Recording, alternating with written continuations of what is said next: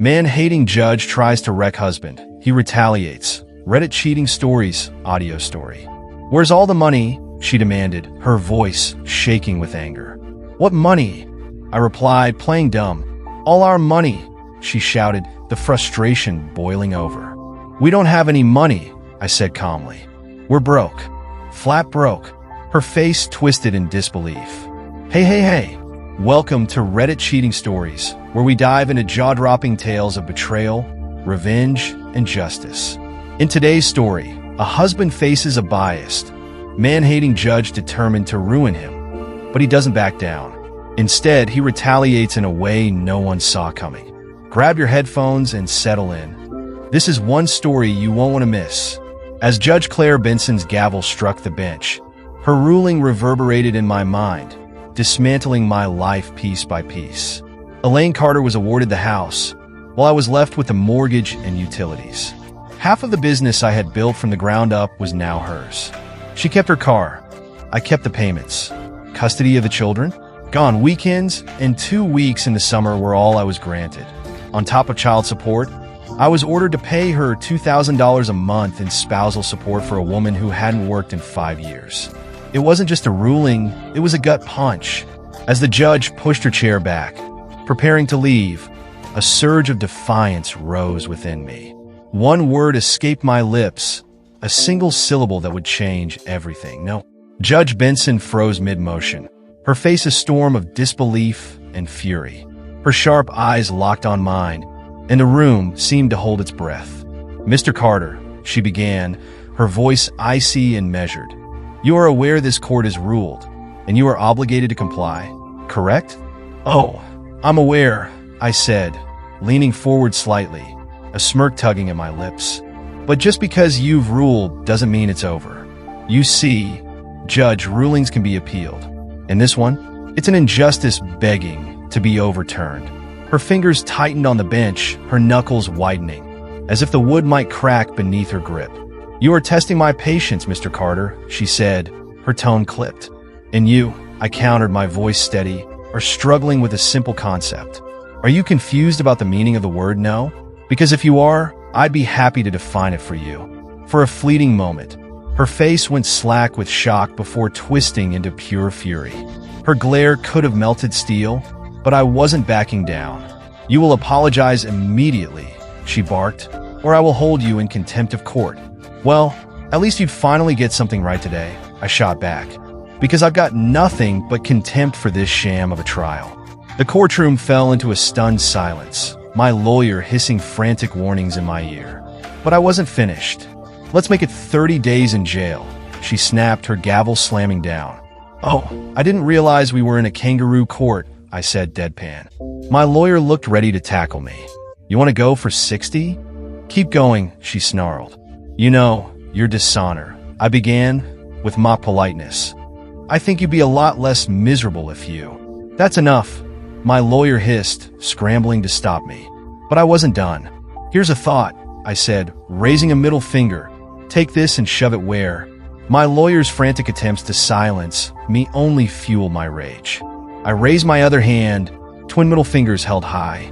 Take this one too, and maybe you'll feel something for once in your life. Judge Benson's face turned an alarming shade of crimson, her eyes practically shooting daggers. 90 days, she roared, her voice shaking with rage. It was almost comical. Her reaction, the stunned courtroom, my lawyer's utter despair. Smoke might as well have been coming out of her ears. If glares could kill, I'd have been vaporized on the spot. But as I stood there, facing the fallout, I felt no regret. This wasn't the end, it was just the beginning. And the wheels of my retaliation were already in motion. And I swear, her voice at that moment sounded like it came straight from the depths of hell. Lucky for my lawyer, that's when the bailiffs decided it was time to step in. The look on his face as they dragged me away was priceless. Utterly defeated, like a man who had aged 10 years in 10 minutes. I almost felt sorry for him. Almost. The courtroom remained frozen in stunned silence. The kind of quiet you'd expect after a bomb goes off. And me? I couldn't help it. I burst out laughing, hysterically. It probably didn't help my case when I couldn't stop, even as the bailiffs hauled me toward the holding cells. That laugh might explain the multiple visits from court-appointed psychologists during my brief stint in lockup, or the letter from my lawyer's firm the very next day, politely informing me that I was no longer their client. Honestly, none of it came as a surprise. You're probably wondering what led to this train wreck of a scene. Let's rewind a bit. My name's David Carter. I'm 31 years old, born and raised in the heartland of America by decent, hard-working middle-class parents. I grew up on values that were drilled into me from a young age. Right and wrong mattered. Your word was your bond, and respect was earned, not demanded. You worked hard, treated people fairly, and stood your ground when necessary. Do unto others as you would have them do unto you. Sound familiar? It's the golden rule. But people tend to forget there's another side to it. The way I see it, do unto others as they've done unto you. Sure, the good Christian response is to turn the other cheek. But let's just say that's not exactly my specialty. My stubborn streak runs deep. Combine that with a strong sense of justice, and well, things can get messy. When someone wrongs me on purpose, something inside me clicks. Call it stubbornness or pride. But once I decide someone's crossed the line, there's no changing my mind. I become relentless. Here's an example. Back in high school, I was dating Paula Grant. It wasn't anything serious, just a typical teenage relationship full of petty arguments and temporary breakups. One Saturday, during one of those temporary splits, I walked past the local theater and saw something that stopped me cold. Paula was walking in with my cousin Walter. Now, Walter wasn't just any cousin. We were the same age, grew up together, practically brothers. And I knew he liked Paula. He also knew we'd just broken up and that it was probably temporary. So seeing them together felt like the ultimate betrayal. From that moment, Walter was dead to me. Paula tried to talk to me the following Monday. I acted like she didn't exist. Walter tried to explain himself at church on Sunday, but I just stared at him, then walked away. When his family came over for dinner that night, I ignored him completely. He even tried to play video games with me afterward. I put the controller down and walked off. Our parents kept trying to fix things, but I wouldn't budge. A year later, I stole his girlfriend out of pure spite and still refused to speak to him. He sent me a wedding invitation a few years later. I ignored it, and when I married Elaine, I made sure every family member got an invite, except him. So yeah, I could be an a-hole, and I definitely know how to hold a grudge. But here's the thing, I only hold grudges when someone deliberately screws me over. Honest mistakes? I can let those go. But what Walter and Paula did, that was no mistake, and I don't forgive deliberate betrayal. If you're sitting there thinking, wow, this guy's a jerk, that's fair. But stick around. Let me push those buttons a little more. Because Walter and Paula, they were just a warm-up compared to what came next. I've always believed in accountability. If you screw up, you face the consequences. It's simple. Don't make dumb choices if you can't handle the fallout. Driving drunk? You deserve to lose your license, pay higher insurance, and deal with whatever else the law throws at you. If you lose your job because of it, well, that's your stupid tax. You took the risk, and now you're paying for it. The same principle applies to everything else. Get pregnant at 18 because you didn't use protection? The stupid tax is stepping up and raising that child. And if a guy gets his prom date pregnant, he should be taking responsibility too. It's called personal accountability, and I'm not here to clean up after someone else's mess. That's how I've lived my life. I worked hard in high school, kept my grades up, and earned some solid scholarships for college. I did fine socially too, stayed healthy, kept my confidence high, and yes, I had my share of dates while still focusing on academics. I even got into a few fights because of my outspoken views, but hey, I won more than I lost. After high school, I earned a degree in economics with a minor in accounting, followed by an MBA. My hard work paid off, and I landed a great job with a top company. Being single with minimal expenses meant I could save and invest aggressively. I dabbled in the stock market and quickly realized I had a knack for it. Within months, I was making decent profits. Then came Elaine. We met at a party, hit it off immediately, and soon started dating. She was stunning, the kind of woman who turned heads wherever she went. My friends loved to joke that they'd take their shot if we ever broke up, but I wasn't worried. We clicked, and eventually I popped the question. She said yes, and we got married. Elaine had graduated with a degree in art history, which, as I like to joke, qualified her to be a barista. I also teased her about earning her Mrs. degree, going to college more to find a husband than a career. Yeah, I can be a bit of a jerk, but it's all in good fun. Married life was smooth. Elaine quit her job just before the wedding and embraced the role of homemaker. Our sex life was great. We bought a cozy 3-bedroom house, and we lived comfortably. I was excelling at work, climbing the corporate ladder, and investing wisely. My plan was to retire before 40, and it was all coming together. A few years into our marriage, I came home one Friday evening to find Elaine looking absolutely radiant. She was all dressed up, grinning from ear to ear. "Hurry up and get ready. We're going out to celebrate tonight, Daddy." Wait, did she just call me Daddy? It took a second to sink in. We've been trying for a few months, so it wasn't a complete surprise, but hearing those words out loud still floored me. I grabbed her, spun her around, and covered her in kisses. That night, we celebrated big, knowing quieter nights were ahead once the baby arrived. The next few months were a blur of excitement and preparations. Then came another surprise. Not one baby, but 2. Twins. We were having 2 little girls. I couldn't wait to spoil them and see them grow into Daddy's girls. At that moment, I felt like I was on top of the world. Everything I'd worked for was falling into place. The big day finally arrived, and after a rushed drive to the hospital, our 2 beautiful daughters were born. They were perfect, healthy with tiny hands, tiny feet, and all the little features that made them the most precious sight I'd ever seen. Because they were twins, they needed a bit more time in the hospital, but everything turned out fine. When we finally brought them home, both families were waiting to welcome us, their joy practically radiating through the house. My mom couldn't take her eyes off them.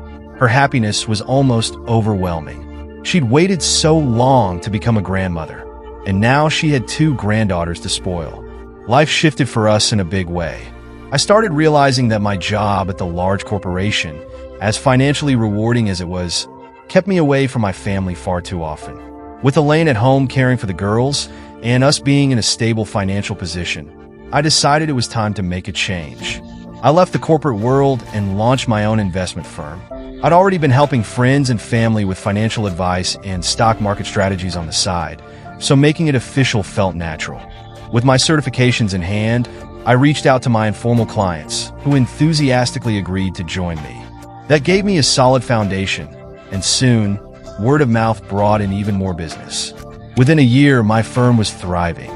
Former colleagues transferred their portfolios to me, and referrals poured in from existing clients. Life seemed to be unfolding perfectly, until it wasn't. It was the girl's 2nd birthday, and we went all out for the celebration. Elaine and I knew they wouldn't remember the day, but it was important to us. We wanted to capture the moments on video for them to look back on when they were older. Both sides of the family gathered, and the house was alive with laughter and joy. I couldn't have imagined a better day. Then I overheard something that turned my world upside down. After using the bathroom in our bedroom, because the hallway bathroom was occupied, I was about to leave when I heard voices in the hallway. It was my mom talking to her sister. "I just can't figure out where those blue eyes came from," my mom said, her tone a mix of curiosity and unease. "Have you asked David about it?" My aunt replied almost casually. And then, like a punch to the gut, my mom said, "Oh God, no. I can't imagine what would happen if he found out the girls weren't his. He's so happy. Finding out would destroy him." The air seemed to leave the room. My hands gripped the bathroom counter as my heart pounded in my chest. This couldn't be happening. The girls had to be mine. There had to be a logical explanation. I tried to convince myself it was nothing. Maybe someone in the family did have blue eyes, and I'd simply forgotten. My mom must have been mistaken. But no matter how I tried to rationalize it, the nagging suspicion wouldn't go away. After a few moments, I forced myself to calm down and rejoin the party, pasting on a smile and pretending everything was fine. Inside, though, my mind was racing. I was already planning my next steps. That night, after everyone had left and the house was quiet, I put the girls to bed. For the first time, I studied their faces with a new perspective. While some features were clearly Elaine's, I couldn't find anything that looked definitively like me. The following day, while Elaine napped with the girls, I sat down at my computer. I placed an order for some discreetly delivered supplies and made sure to use my business credit card to keep the transaction hidden. Then I started researching private investigators. If Elaine had cheated, I needed to know. And if the girls weren't mine, I couldn't even finish the thought. All I knew was that I had to uncover the truth, no matter what it took. A few days later, the supplies I ordered arrived, and the investigation began. I had also engaged a PI firm and provided all the necessary details about Elaine's phone, tablet, and laptop for them to access. Simultaneously, I began rearranging my finances. If it turned out Elaine wasn't cheating and the girls were mine, the changes wouldn't matter. But if my suspicions were correct, it would ensure she'd have no access to the funds. I wasn't about to bankroll her betrayal or worse, support someone else's children. The girls were innocent, yes, but so was I. If she'd chosen to sleep around and have another man's kids, then he could bear the responsibility. Nothing was set in stone yet. I was simply waiting for proof.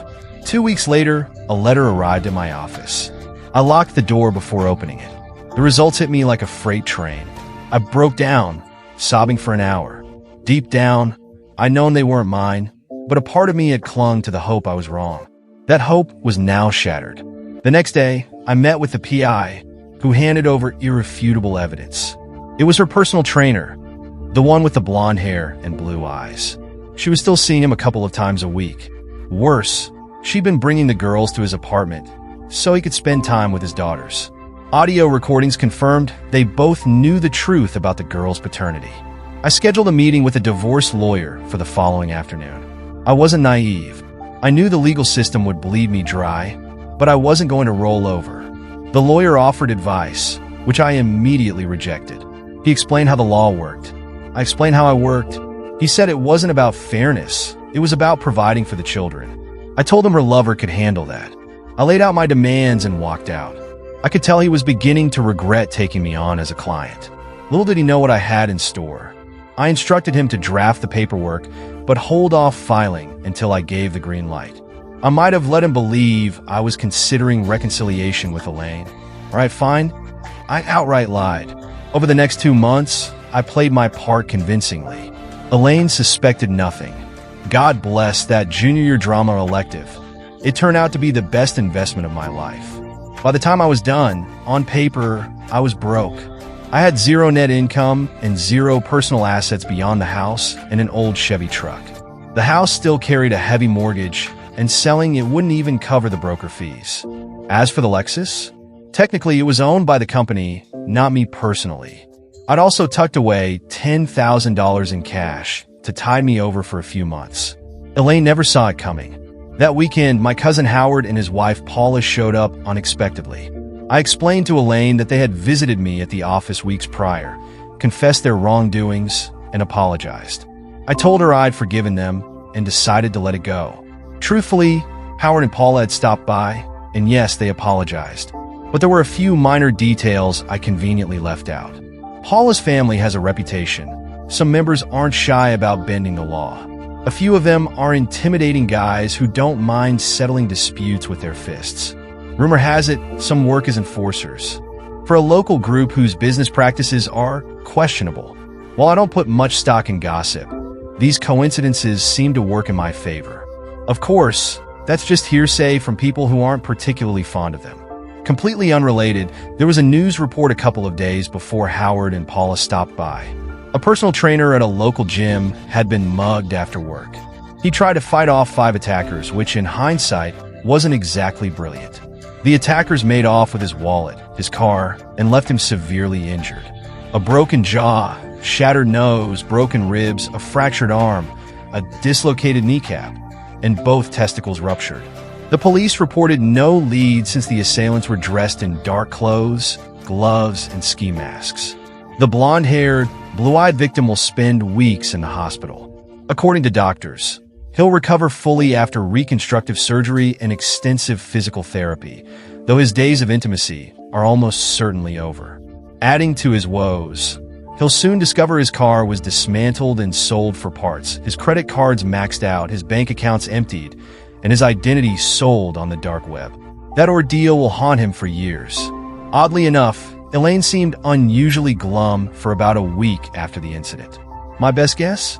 She's probably worried about the spike in local crime. I even suggested upgrading the house's security system, but strangely, that didn't seem to cheer her up much. By Monday morning, I'd had enough. I called my lawyer and told him to proceed with filing the divorce paperwork. My one stipulation? Make sure Elaine was served late Friday afternoon. Despite his continued efforts to talk me out of it, I stood firm. By Tuesday, the documents were ready. I met him at his office to review and sign everything. Once again, he tried persuading me to reconsider my approach.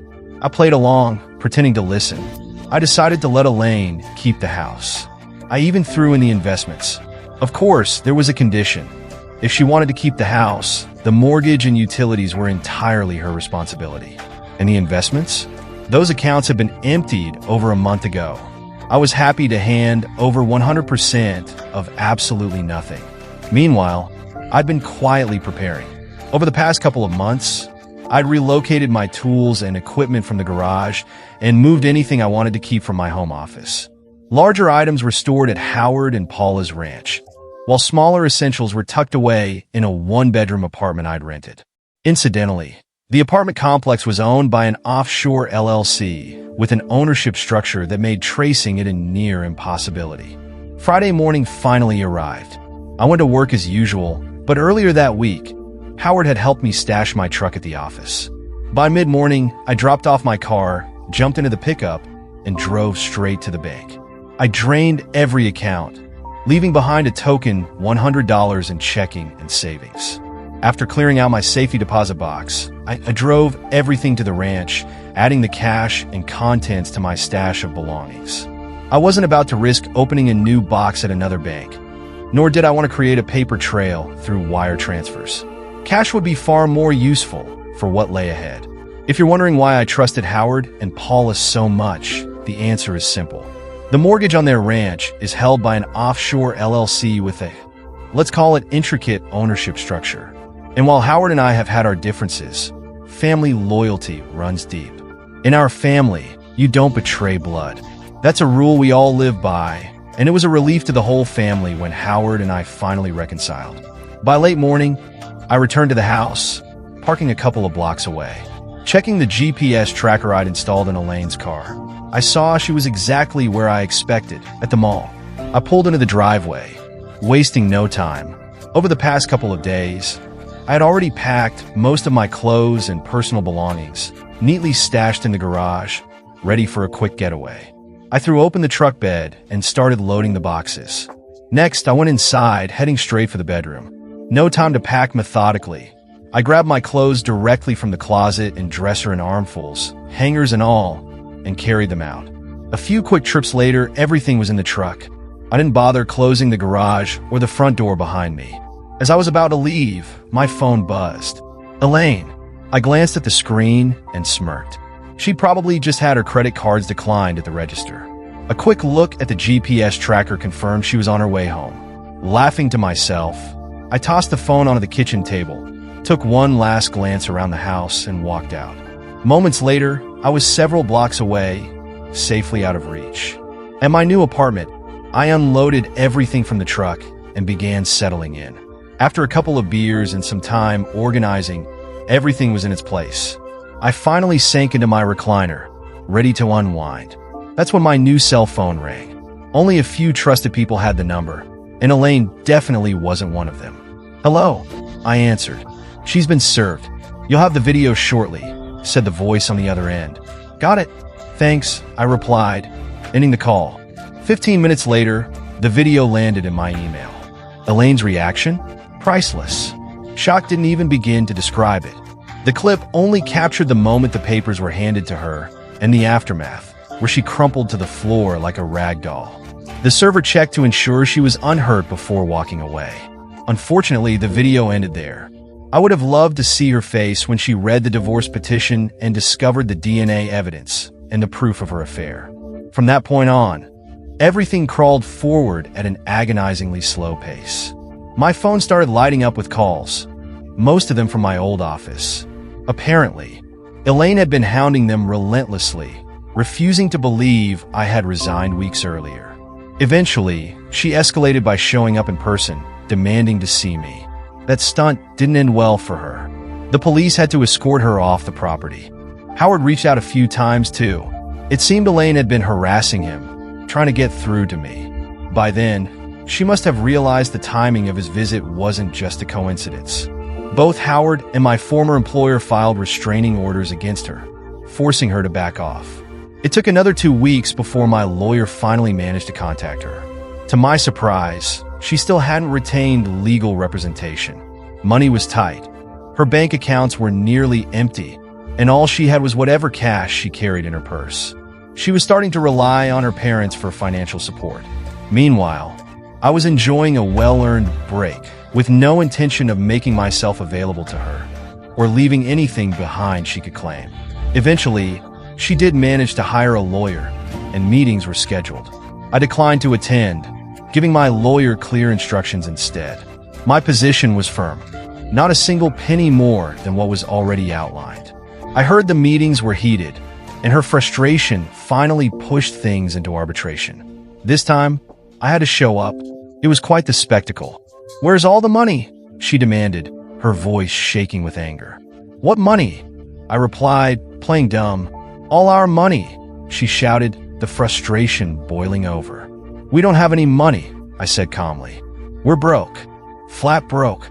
Her face twisted in disbelief. "In fact," I added, "I'm living in the cheapest one-bedroom apartment I could find." And that was the truth.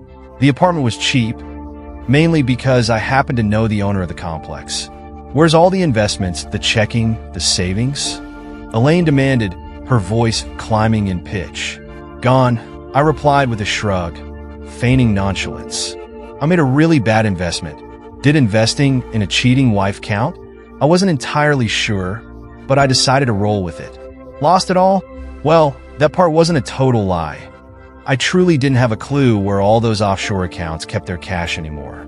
My lawyer, ever the master of understatement, chimed in. "We're giving her the house, with her name as the sole owner on the title."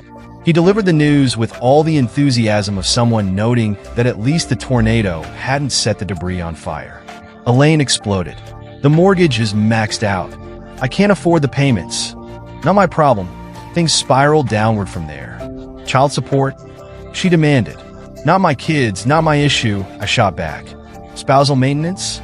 That's lawyer speak for alimony, for those uninitiated.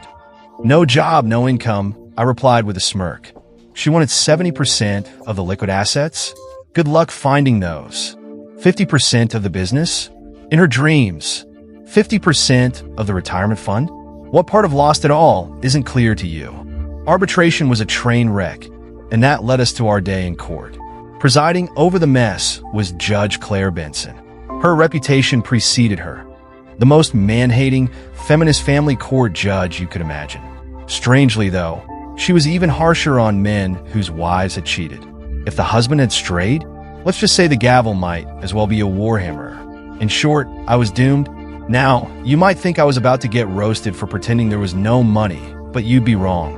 I already knew they'd check the accounts from months earlier and see the balances. What they didn't know was how much effort I'd put into making sure they couldn't access it. They could crunch the numbers all they wanted. The funds were long gone. Here's how. I personally withdrew everything from one bank, broke it into smaller amounts, and distributed it across various accounts in different banks, under different names, of course.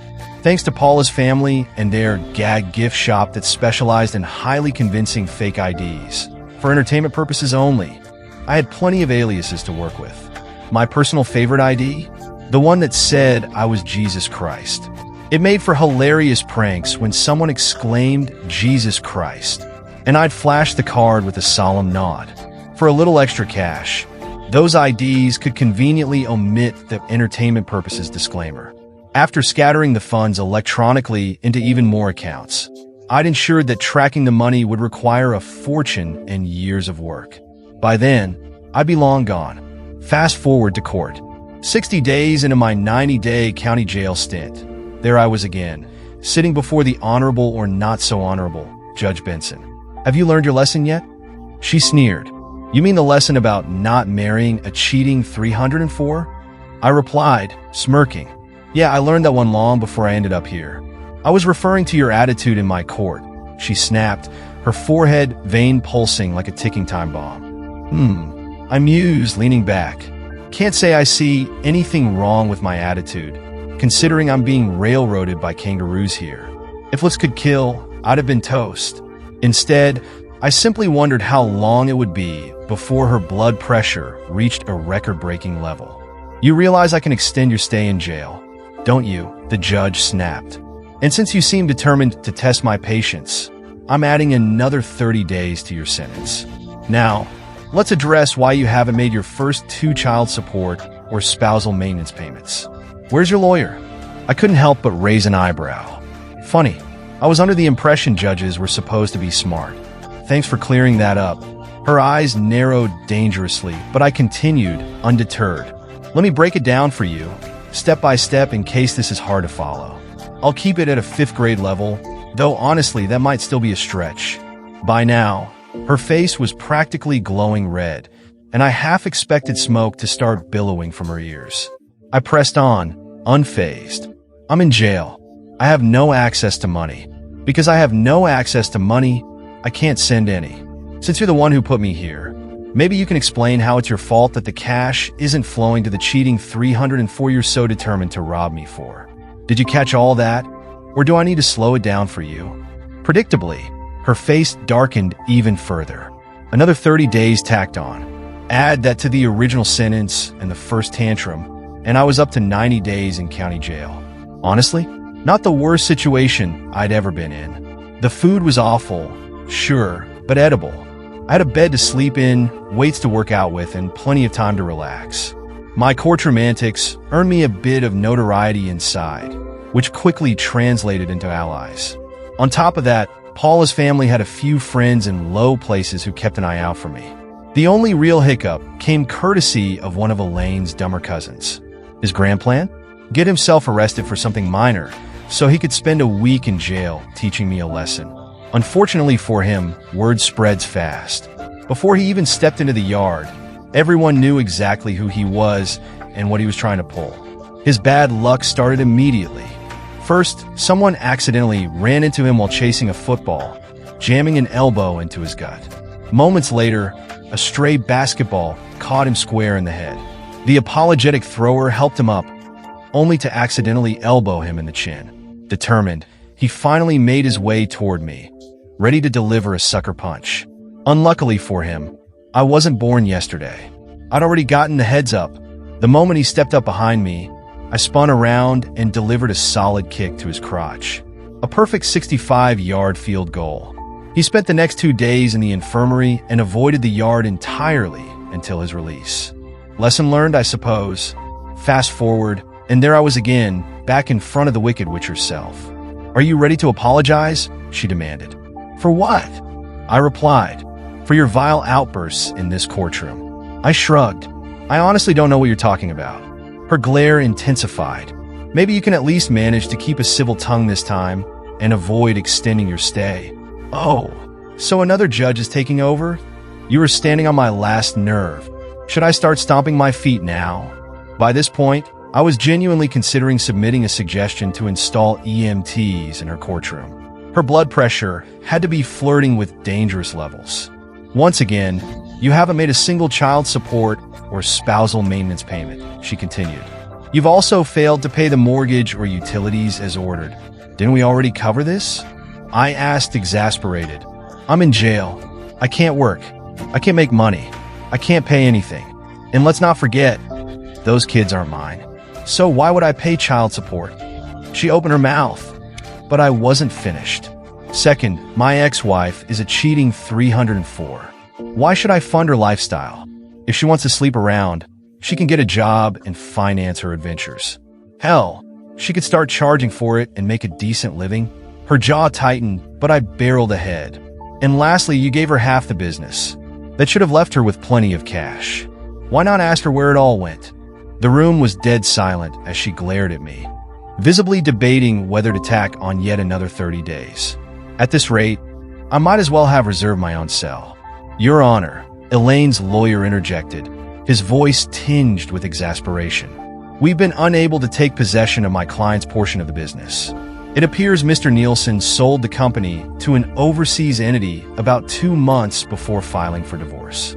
At this time, we haven't even been able to identify the current owners to comply with the court's order. Just then, a poised and striking woman stood up from the gallery. "Your Honor," she began, her tone calm but commanding. "I represent the board of directors of the company that purchased the business in question.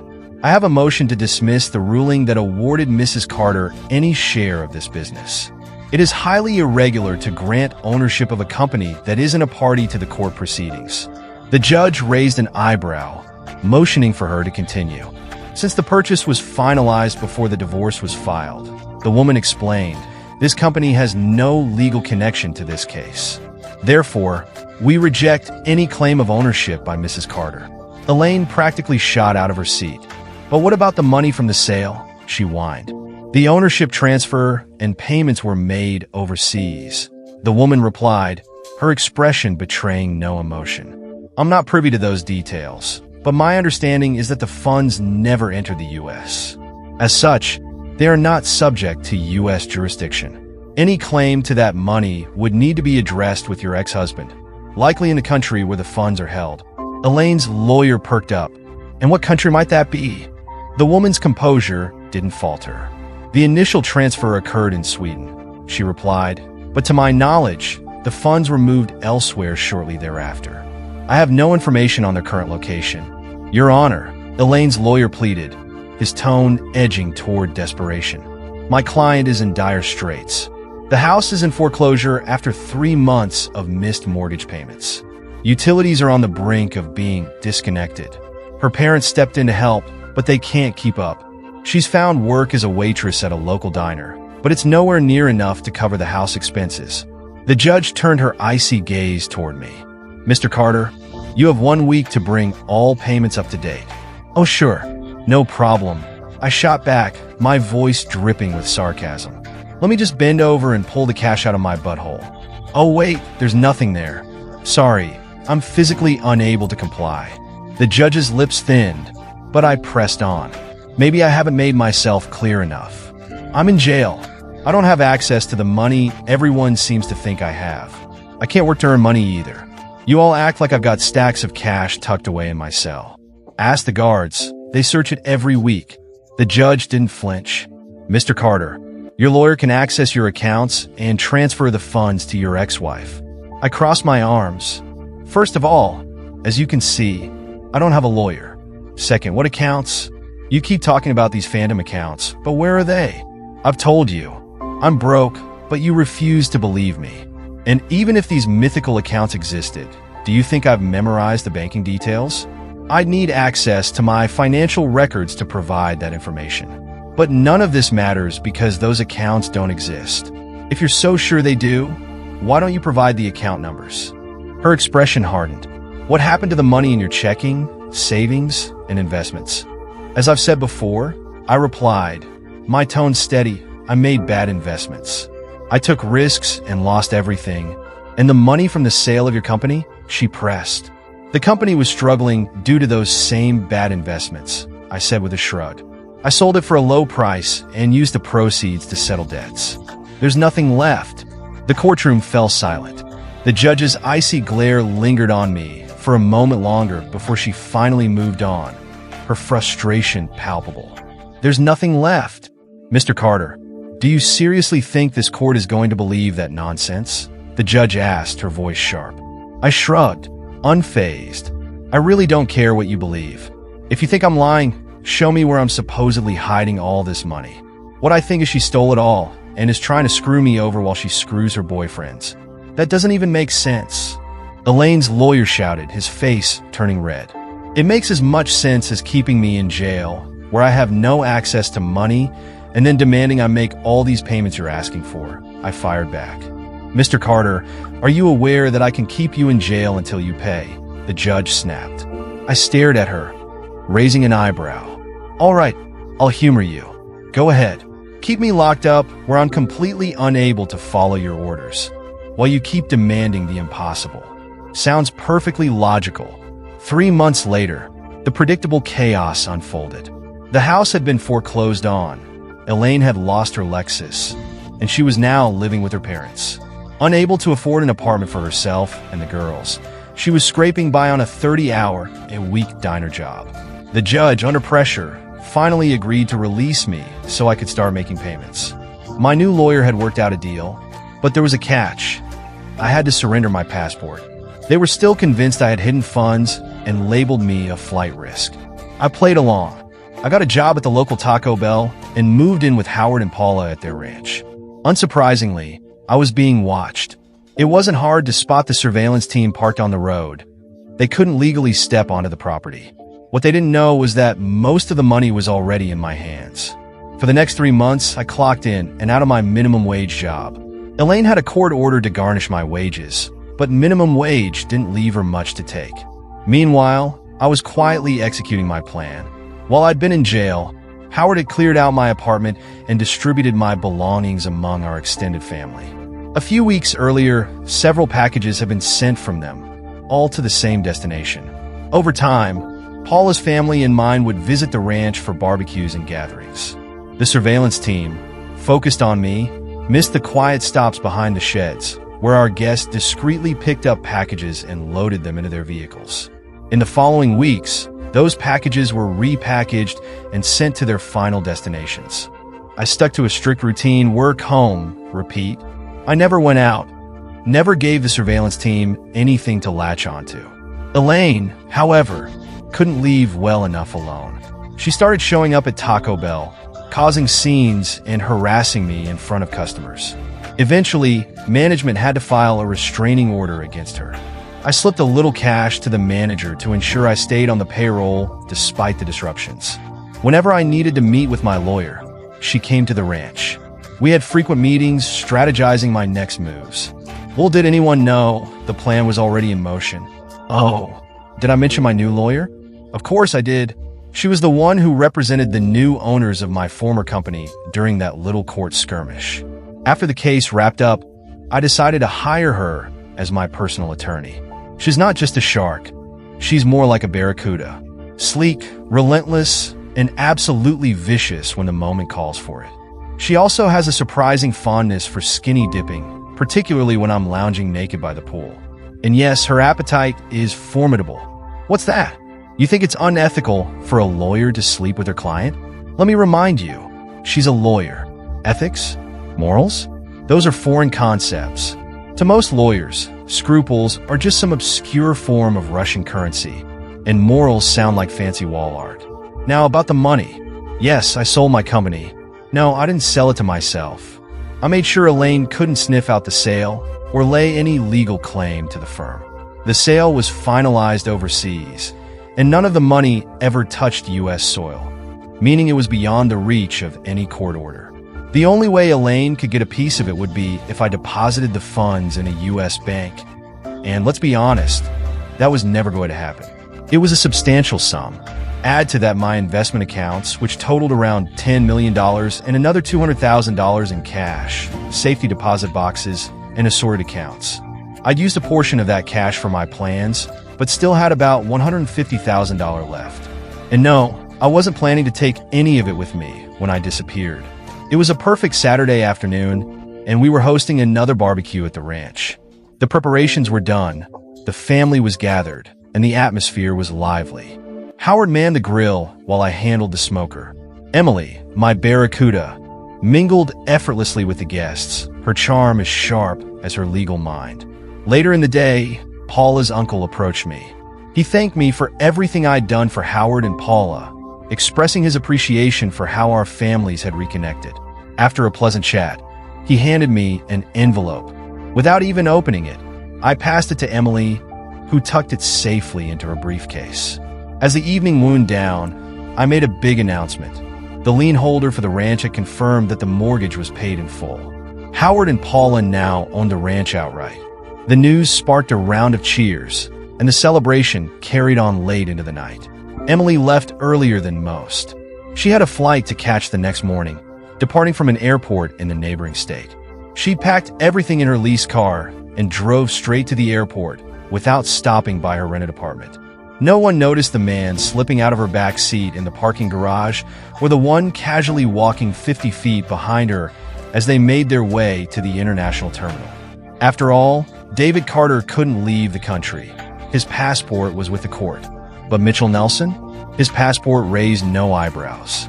Side by side, Mitchell and Emily boarded a first-class flight to Mexico City. Upon arrival, Emily Brown seemed to disappear, replaced by Jamie Nelson, who joined Mitchell on their connecting flight to Ecuador. 2 days later, Alex and Olivia Bennett stepped off a plane in Costa Rica, arriving at their secluded hacienda on the Caribbean coast. An old Chevy pickup, suspiciously similar to the one that had vanished from Howard and Paula's ranch, was waiting for them in the driveway. 2 weeks after the barbecue, a bench warrant was issued for David Carter. He'd failed to show up for work and hadn't contacted his employer. Fired for no call, no show, he'd also missed his child support payments. Elaine, meanwhile, continued her losing streak, left to wonder where David, and her dreams of financial salvation, had disappeared to. When Howard and Paula were summoned to court, they arrived accompanied by a lawyer wearing a $5,000 skirt suit who exuded confidence. She argued with precision that the couple bore no legal responsibility for their cousin, stating that he was merely a tenant who had rented a room on their property and had disappeared without notice. To reinforce their claim, they even filed a lawsuit against him for unpaid rent, explaining that one afternoon he drove off in his old pickup and never returned. While the story seemed far-fetched, there was no evidence to contradict it, leaving the court with no choice but to accept their narrative. Meanwhile, in a small Costa Rican village, Alex Bennett and his wife, Olivia, built a new life. Alex found joy captaining a small charter fishing boat, while Olivia thrived managing their cozy cantina. Together, they became an integral part of the community, their hacienda standing out as one of the area's most luxurious yet welcoming properties. Their life was uncomplicated but deeply satisfying, enriched by the presence of family and friends. Howard and Paula were frequent visitors, along with other relatives, forming a close-knit and supportive circle. Alex and Olivia quickly became beloved in the village, known for their generosity and community spirit. They often donated to local causes and supported community improvement projects. Beyond their businesses, Alex developed a passion for the stock market during his free time. He even helped some of the locals establish investment accounts and manage their finances, sharing his knowledge to help others grow their wealth. As for the infamous Judge Claire Benson, karma eventually came knocking. A few years after Alex slipped away to Costa Rica, the judge who had built a reputation for her disdain of men found herself on the receiving end of betrayal. Her wife, yes, the same wife she had proudly married, was caught in an affair. Judge Benson, who had adopted her wife's 3 children, now faced the same financial obligations she had so gleefully imposed on others. She was stuck paying child support and spousal maintenance while grappling with the humiliation of seeing her ex-wife's new boyfriend seamlessly step into the family. To add to the sting, the ex-couple and the boyfriend were often seen out and about, flaunting their relationship as if they were a happily blended family. The gossip mill churned out rumors that a wedding was on the horizon, timed conveniently for 1 week after the youngest son graduated college. For Judge Benson, the timing was a cruel twist of fate. The wedding would take place just as her financial obligations to her ex-wife ended, freeing her from the burdens she had inflicted on so many others in her courtroom. The bitter irony of her predicament was not lost on those who had once stood before her gavel. Alex and Olivia, meanwhile, continued to thrive in their sun-soaked paradise, living a life free of the past and full of promise for the future. And so, each person's life has its unexpected twists. While Alex and Olivia found happiness and peace, karma came for those who once caused others pain. In the end, justice has a way of finding its way back, no matter where or when. Thank you for watching this story, and don't forget to like and subscribe so you don't miss our next video.